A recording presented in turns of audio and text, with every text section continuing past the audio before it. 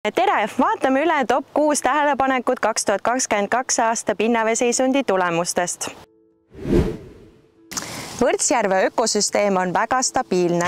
Võrtsjärve ökoloogilise seisundi hinnang oli 2022 aastal hea, nagu ka 2 viimasel aastal.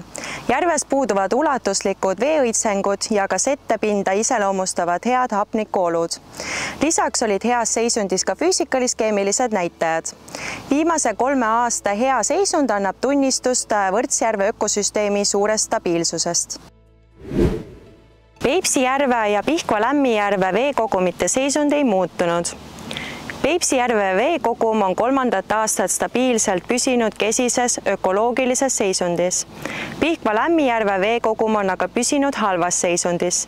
Nendes veekogumites põhjustavad halba keemilist seisundit peamiselt ohtlikud ained nagu elavhõbe ja kaadmium elustikus. Esmakordselt teostati ökoloogiline seire 14 veekogumis ja keemiline seire 12 veekogumis.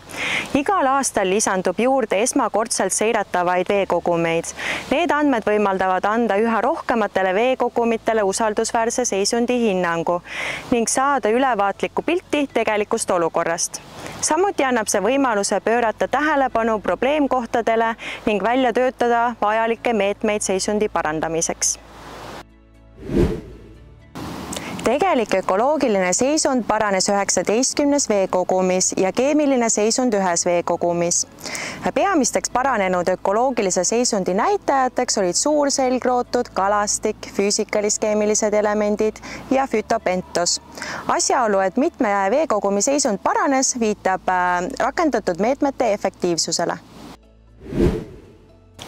Suuremal osal pinnaveekogumitest on hea keemiline seisund ning hea või kesine ökoloogiline seisund.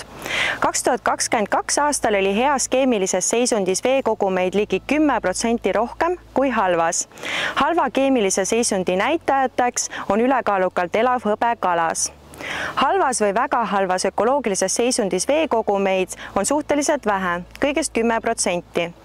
Heas ökoloogilises seisundis veekogumeid on 45% ja sama palju on neid ka kesises seisundis. Halva ökoloogilise seisundi peamised näitajad on kalastiku seisund, füüsikalis-keemilised elemendid ja suurselgrootud. 2022 aastal olid heas või väga heas seisundis pinnaveekogumeid 31%.